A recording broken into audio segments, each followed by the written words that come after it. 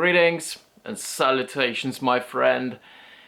This is not a video I wanted to make this week. I had something else planned, something completely different, but I think it's important to talk about those things.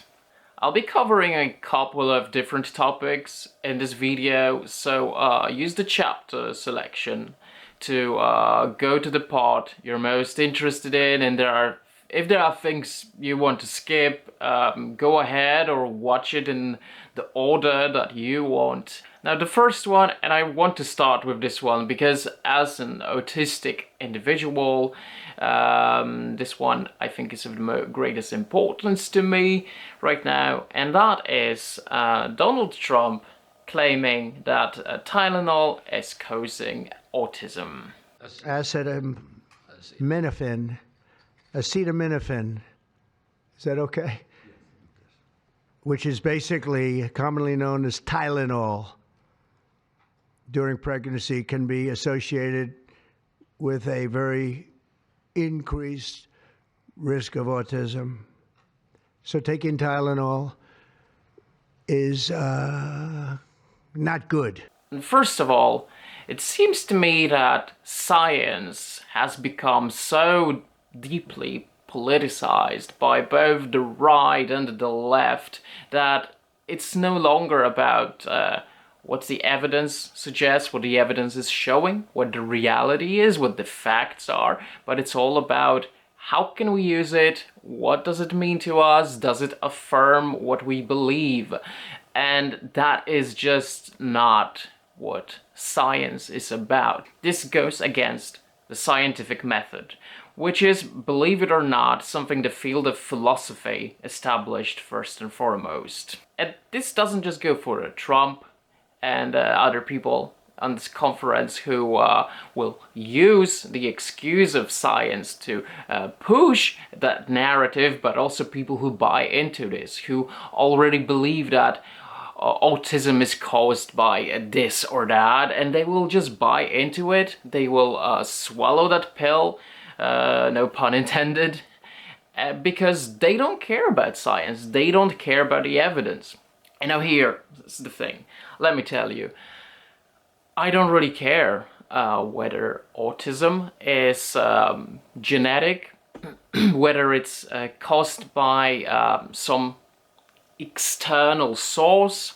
I'm thinking if there's evidence for that, and a thorough, convincing evidence that would support such reality, I will accept it, no matter whether it's genetic or external.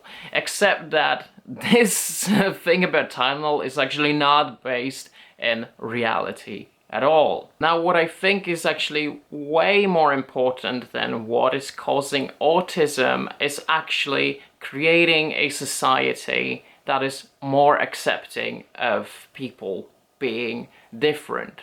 As an autistic person, I can say that even today, even though we are trying to make some changes, it can be difficult to exist in a society that is largely made for neurotypical individuals, and those who are neurodivergent. Let me tell you, most of our struggles exist because the society is not built for us.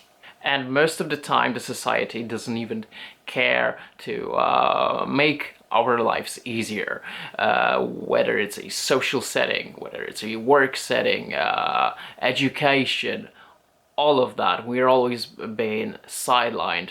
And so, regarding what Trump said, and just recently, I wanted to actually praise something Trump did, which is moving into the direction of decriminalizing weed, marijuana.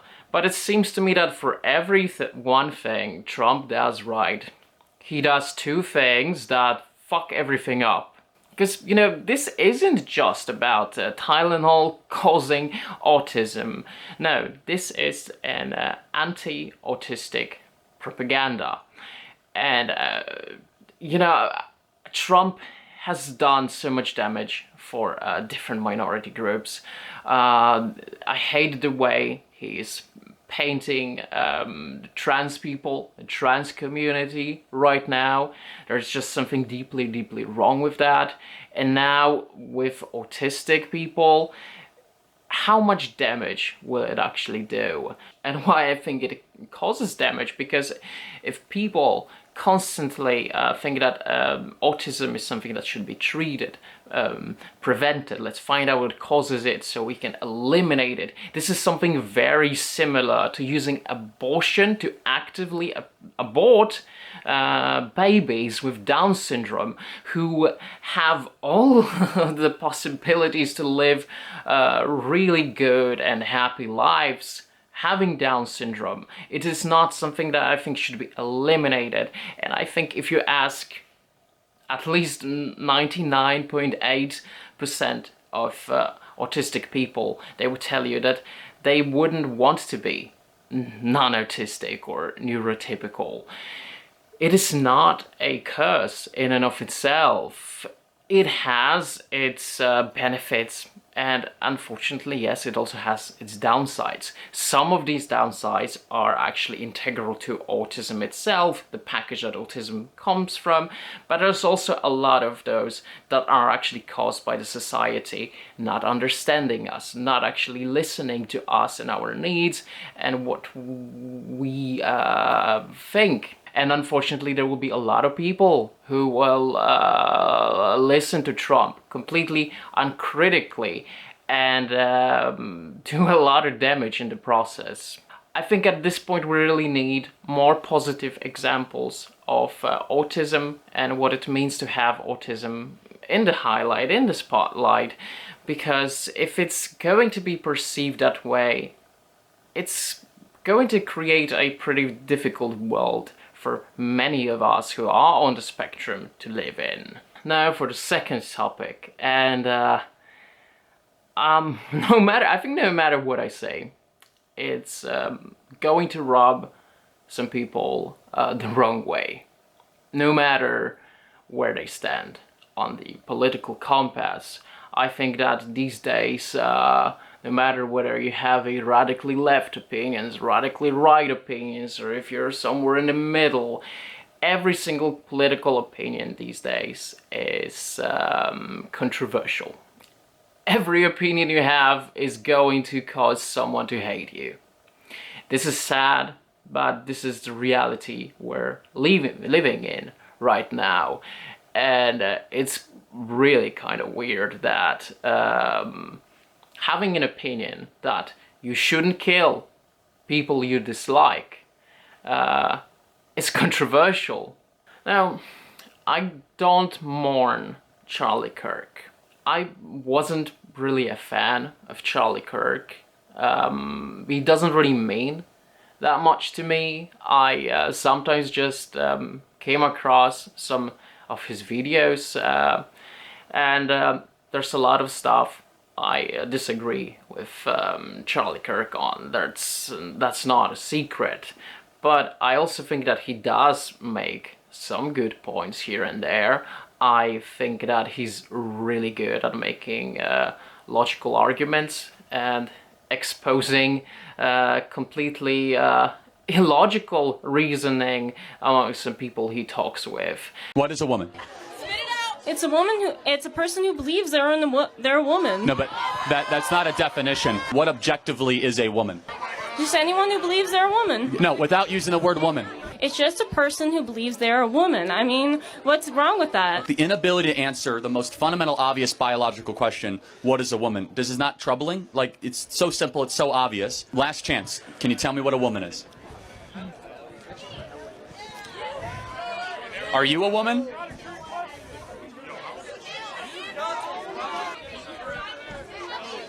Why are you so hateful? And you know, if you haven't been living somewhere in a cave, locked away from society, you've been living under a rock, you've probably seen a lot of videos on the internet or comments saying they're really happy Charlie Kirk died, that he deserved this. Yo, they got Charlie Kirk, bro. I've never been happier. Never believe the reason I'm smiling. And it has nothing to do with Charlie Kirk. nothing to do with. I would say pour one out for Kirky Boy, but I don't waste good beer on little bitches. Rest in peace, bozo!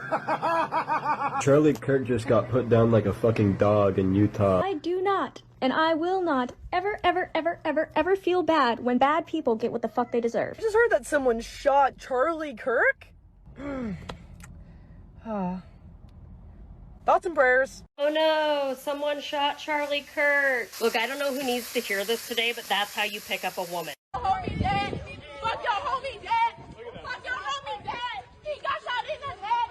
We got Charlie in the neck. We got Charlie in the neck.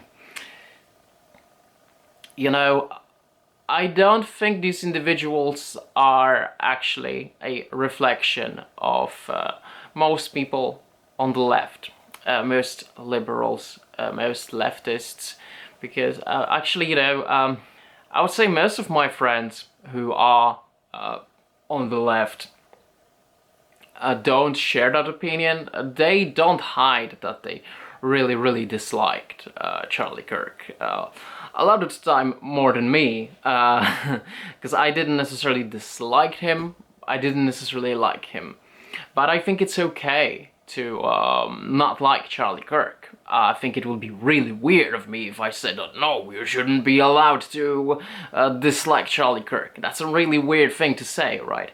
But I don't personally know anyone who's been like, yay, Charlie Kirk's dead. Because if you do, if you actually do celebrate that, if you do support that assassination, I don't think you actually comprehend what it is you're celebrating. Because this, first and foremost, means very bad news for the left. The right is already weaponizing it, and it's happening in America. It's happening in Europe, where the left is just losing a lot of support right now, and there's just this, call it propaganda, but it also not, because when the right is talking about this danger of the extremist left, they're not wrong about it, but a lot of the time they end up painting the entirety of left as that particular branch, that rotten branch on the tree. And here's the thing, you know, when you have one rotten branch on the tree, eventually it's going to spread. That branch has to be cut off. Like, don't fool yourself that you won, because the right is going to retaliate, and it's not going to be pretty. My second point, what kind of a society does it create where having an opinion, no matter what that opinion is, makes you vulnerable to being killed for that opinion? And you know, it's really nothing new if you think about it. Martin Luther King, John Lennon, Kennedy, you know, there's a lot of examples. I just think that we haven't really seen an assassination on the scale for a very long time, and we sort of started to feel safe. But it's nothing new. But I think in the current political climate, the presence of that kind of assassination also has a bit of a different connotation, because seeing how the relationship between right and left is as antagonistic as it is right now, this is a step for an escalation. And I live in a country where we had a far-right extremist commit an act of terrorism against a political youth organization, or a branch of a leftist political party here in Norway, where he killed multiple individuals during that event. And you know, it's been 14 years since that event, and because Norway is a small country, perhaps not, maybe not geographically compared to some other European countries, but we have a pretty small population here. So everybody knows someone who was there that day, someone who died, someone who survived. I have the high school I was going to at that time had a student who never showed up at the start of a school year because he died in that event. So I hate seeing that being repeated. No matter what side it is, this is not how we solve problems, because if we start solving problems like that, this is just an escalation for every single political problem to be solved like that. Fine, you know what, yeah, fuck it, let's all just shoot each other, let's all just kill each other, right? And this is why we can't really have peace, because human nature is so fucking rotten. It's so fucking rotten.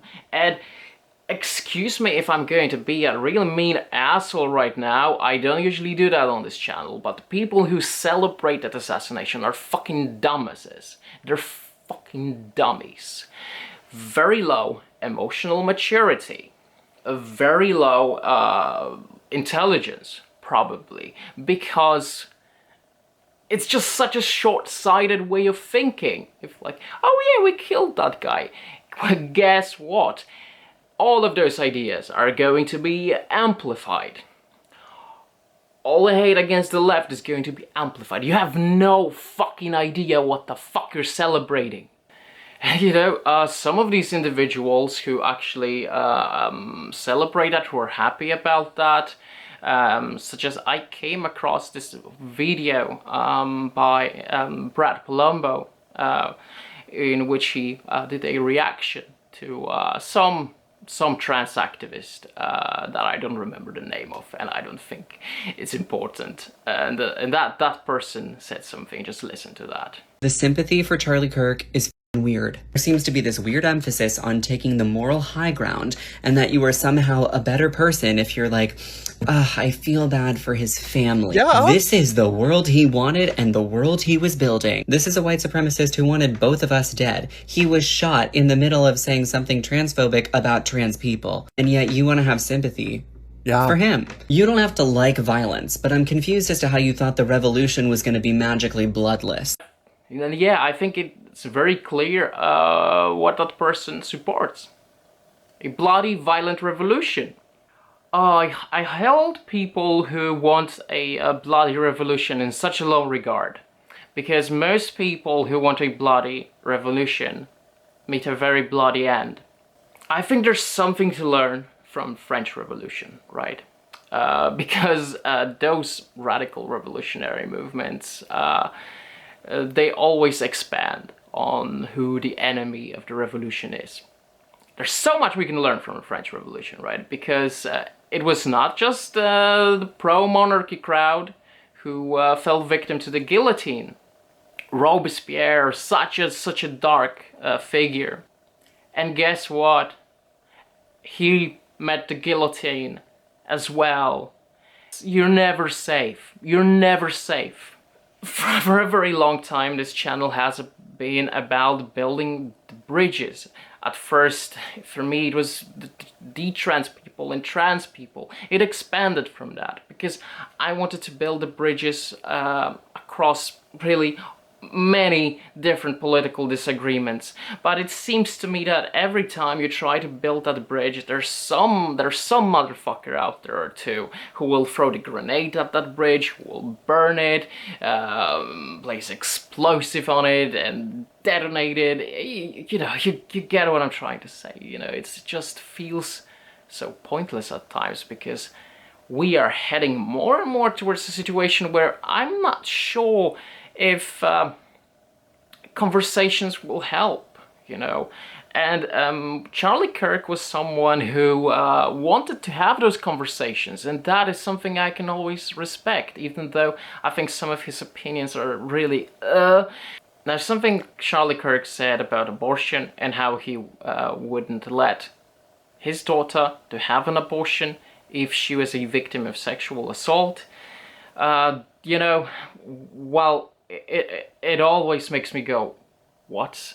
This is an argument I have seen from quite many Christians, you know, and, you know, there's many different kinds of Christians with many different types of opinions, but this is an argument I've heard for many, many years. Even back in school, I've heard Christians saying that. I think, it's a very moral gray area. And I think we should treat it as a moral gray area.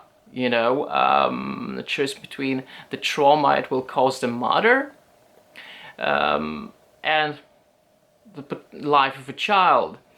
But I never in my life did I think that those people who hold those opinions should die or should be killed. I would gladly have conversations with them. Very, very gladly. But this whole excuse that, oh, these people are fascists, so we should just kill them. I'm not so sure about Charlie Kirk being a fascist. I think that, I definitely think that Trump's regime in America right now is a fascist one. I think Charlie Kirk is someone who you might consider a fellow traveler. Some of his views definitely align with fascism, but I don't think he is. I just think he's a very fundamental Christian, and that has always had some overlap. And intentionally or not, he has also been supporting some fascist policies. But I think that Charlie Kirk is someone who's way too open-minded and sympathetic towards people other than himself to be called a fascist. And I have seen this side of Charlie Kirk on YouTube several times, and there's a certain downside to that, because you can't see every single side of a person on YouTube. But just recently I came across this video of Charlie Kirk with his kid, his daughter. Very important. Sir Isaac Newton fell asleep underneath a tree. And then an apple hit him. Kind of like this. So then he came up with the 3 laws. Okay, see, that's the issue, is you keep on thinking when you drop it, it comes back up, but it doesn't, okay? The 3 laws of Newtonian physics. You're going to be quizzed on this later, An object at rest will stay at rest. For every action, there's an equal and opposite reaction. For example, if I push it, it goes towards. And finally, force equals mass times acceleration. Any questions? I think no matter how we feel about Charlie Kirk, this here's openly a human who loves his child. And that moment he had with his daughter, the shooter who killed Charlie Kirk assured that child will never have a moment with her father like this. And this kind of breaks my heart, because I think we lose our humanity the moment we stop seeing people we disagree with as humans. And just one thing I want to say, I have a lot of respect to the person who went to debate Charlie Kirk that day, who later on talked about how bad he feels about what happens. Yes, you can disagree with everything or almost everything Charlie Kirk had to say, but you can still be a decent human being. And I have a lot of respect for that person. I think that's what's so irritating about this. Like, on the one hand, this is evil, this is tragic, this shouldn't have happened. On the secondary hand, if you're not even convinced by that first argument, it's also counterproductive. That doesn't even do anything. He's a conservative commentator. He doesn't even have, like, Trump has been given every opportunity right now to crack down on the violent left. Like, my whole point about making a video about how nonviolent we are only can exist if we stay nonviolent. It just doesn't solve anything either. Like, I don't understand how you walk away from that. Like, what did you solve at all? Everyone is now more angry and justified in their anger, or at least more so than before. And I just, I don't know. I get so angry at these wannabe activists, these assholes, these disturbing, evil. I don't know. I think that one of the key words is antisocial. Sure. Of course, I can understand being frustrated with Charlie Kirk. I am all the time. I think that he spread harmful rhetoric. And I don't know if I'm going to shy away from that. My record is pretty clear on that. Yeah. But I do believe in the same things that he believed in a very narrow context, which is, I think that having conversations is the best path forward. Genuinely. And you know, at the same time, while Kirk had those opinions that were kind of shitty, the internet has also been so obsessed lately with misrepresenting Charlie Kirk's opinions, things he said, in a way that would make him seem worse than he actually is. I'm not necessarily here to defend Charlie Kirk, but in a way, yes, I am. And this is because I have also had some of the things I said misrepresented in the past. When I first came out officially as a detransitioner in Norway, and I've had a lot of people on Reddit, on Twitter, also on YouTube, basically misrepresenting things I've said, such as I would never recommend anyone to get the bottom surgery. And then I've heard people talking about how I want to get a medical transition banned.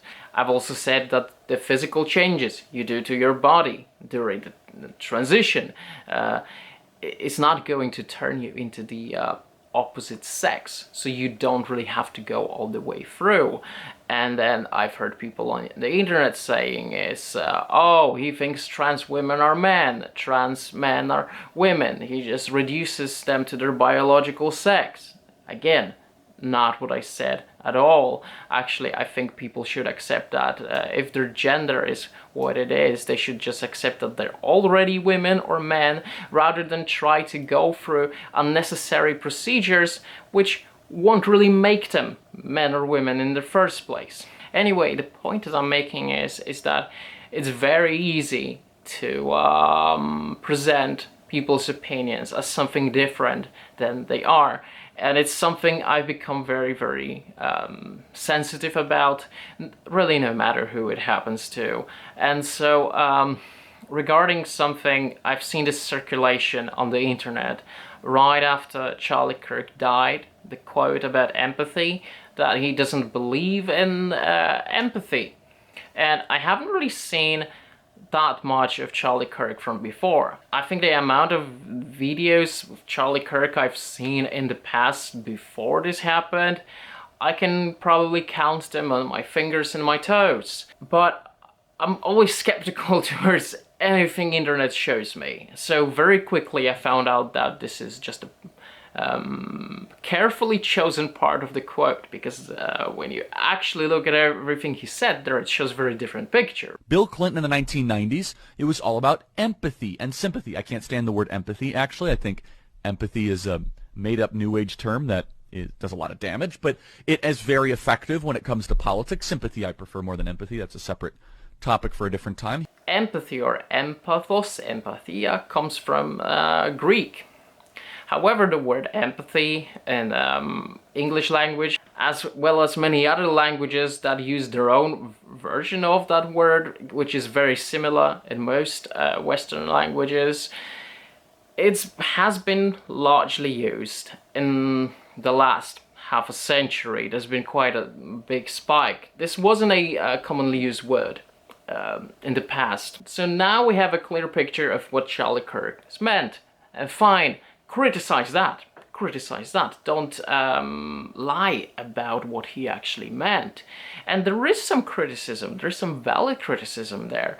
I think empathy is the ability to understand that other people experience different things than you. It's the ability to understand and tolerate that people have different opinions than you. So while Charlie Kirk disliked that word, I think the empathy is exactly what is needed in people who celebrate his death. Because you may not have sympathy for Charlie Kirk, but you may have empathy. And I think I like this word empathy, because I think empathy is actually what the Bible is preaching in a way. Because, you know, the phrase love thy enemies, I don't think it actually means you should love your enemies in the same way you love your family, you love your friends. It means understand that they're human too. Now, shortly after I've seen that selected quote, I came across a post on the internet made by Stephen King, an author I actually do like. There's a lot of Stephen King books that I really appreciate. And Stephen King said that Charlie Kirk thought that homosexuals should be stoned to death. Something he later on corrected himself about, which actually makes me respect Stephen King quite a lot, because it takes a person of integrity to admit when they were wrong.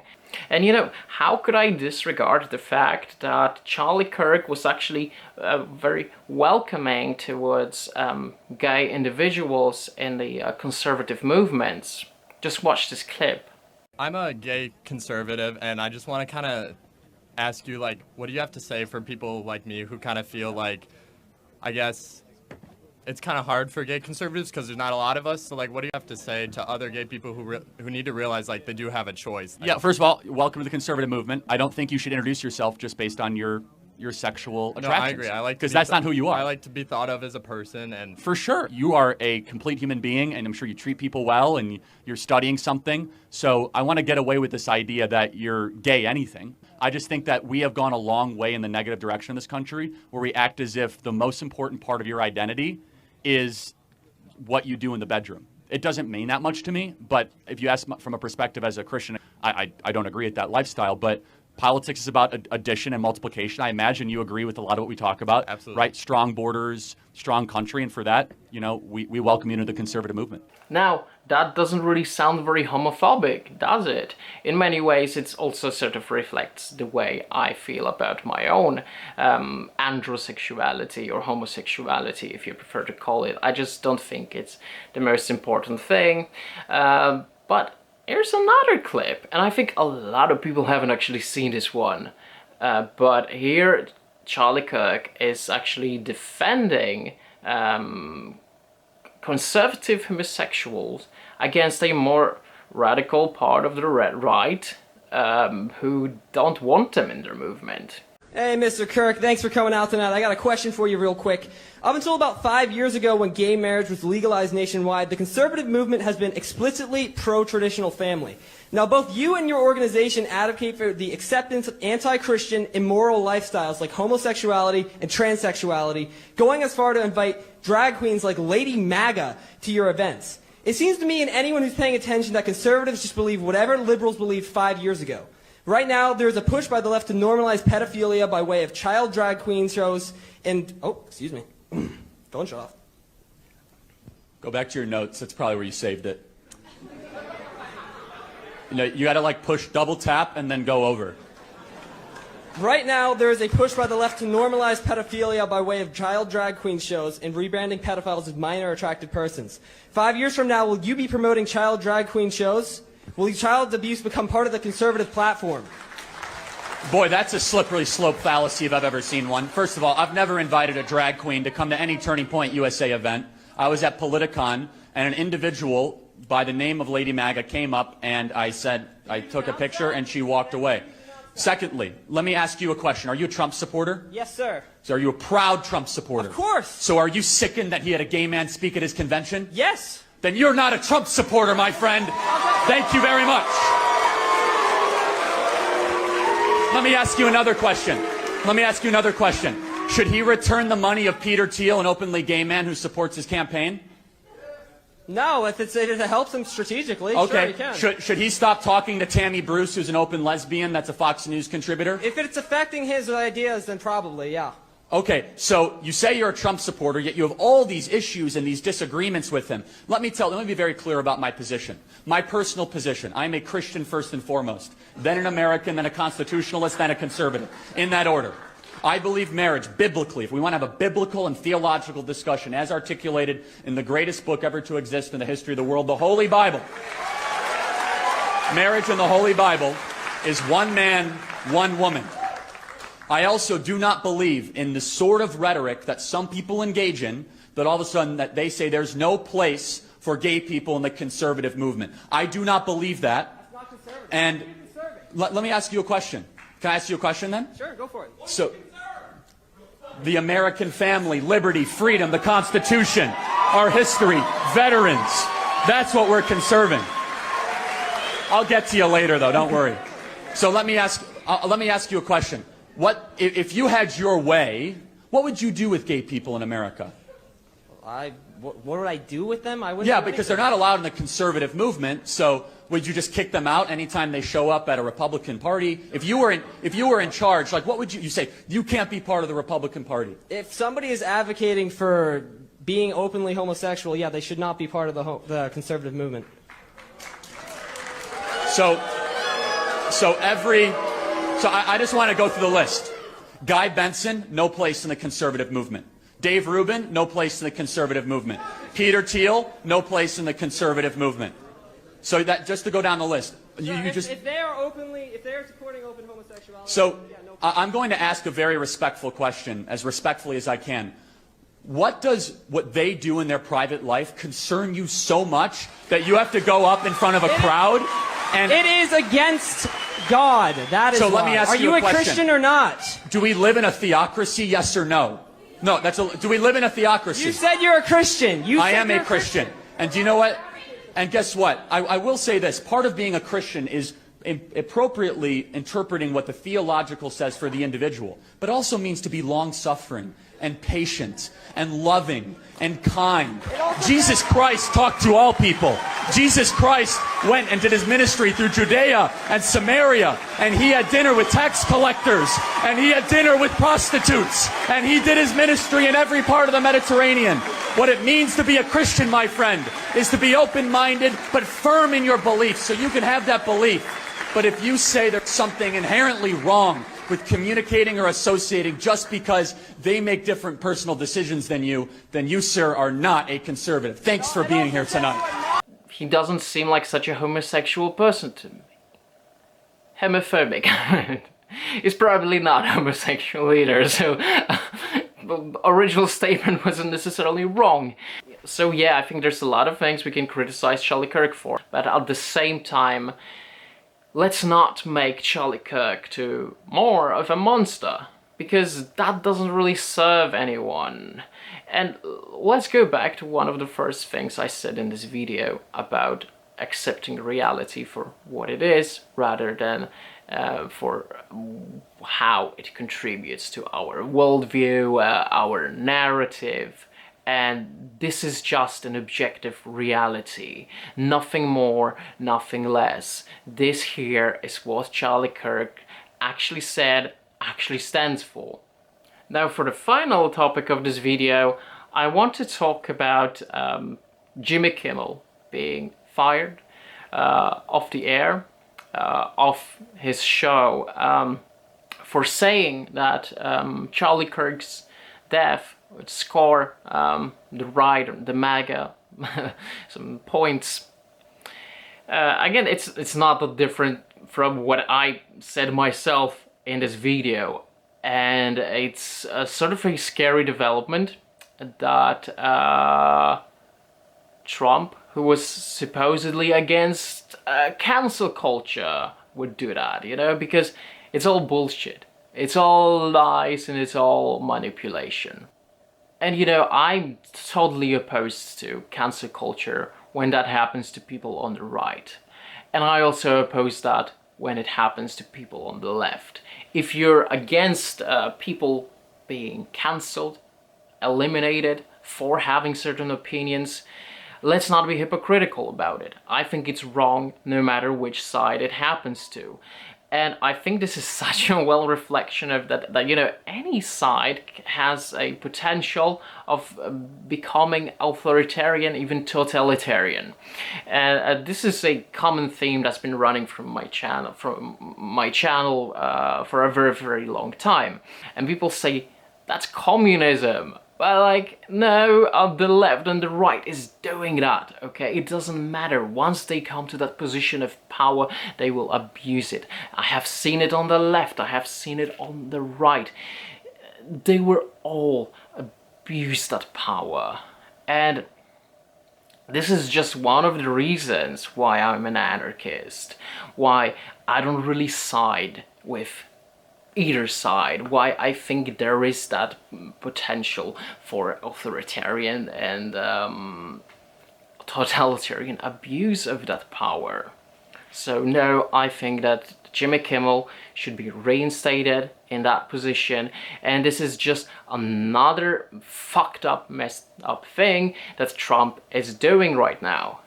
Alright, that was probably one of the most heated videos I have done on this channel, but let's face it, considering the times we are living in right now, everything that happens, it's something that is personal for many of us, you know, and that's why, like I said, every opinion you will have will cause some controversy.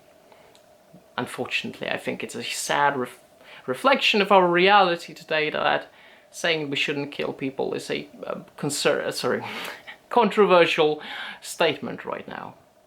God damn. Sure, the left and the right have always disliked each other, but what we actually the states we drove each other to right now, it's sort of catastrophic. It's a tragedy. However, I don't think it's going to last forever. It's going to end one way or another. I think we're heading for a paradigm shift of sorts. A paradigm shift that's both political, intellectual, cultural, and technological, where the way we think of identity in politics will be very, very irrelevant at some point. In the near future, if you ask me. My worry is, how much damage will we see before that day comes? Because I think everything has to stand in ruins before the new sun will rise up on the horizon. And while this is a hopeful thought, there's also some dark undertone to it, because if we are to have a good thing, I'd rather it not come out as a result of damage, harm, and suffering. Alright, I hope you all managed to have a good day after watching this video. If you have watched this video in its entirety and you're feeling a little down, go do something fun, because those moments are actually important, you know, because sometimes you have to distract yourself. I went to improv workshop and show yesterday, which was pretty fun. My best friend was actually performing. I was supporting him. It's fun, so yeah. Go do something fun. I'll see you next time. Ciao.